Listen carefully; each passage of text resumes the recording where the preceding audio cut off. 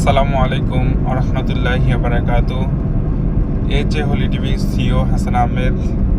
আজ 16 ডিসেম্বর, এই দিনে 1971 সালে আমাদের বাংলাদেশ মহান বিজয় অর্জন করেছেন, পাক হানাদার বাহিনী থেকে মুক্তি পেয়েছেন।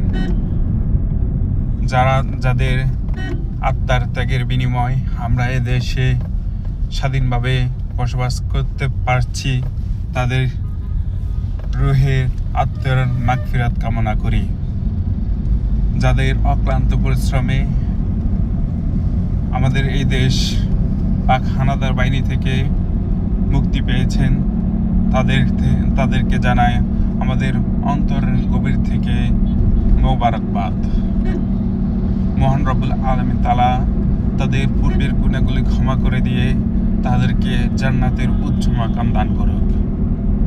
আমাদের রাসূল সাল্লাল্লাহু আলাইহি সাল্লাম বলেছেন, আল হুব্বুল আদান, আমাদের দেশকে ভালোবাসো। আজ আমার বাংলার সর্বসাধারণ সবাইকে জানাই মহান বিজয় দিবসের শুভেচ্ছা ও আন্তরিক মোবারকবাদ। আসসালামু আলাইকুম ওয়া রাহমাতুল্লাহি ওয়া বারাকাতুহু।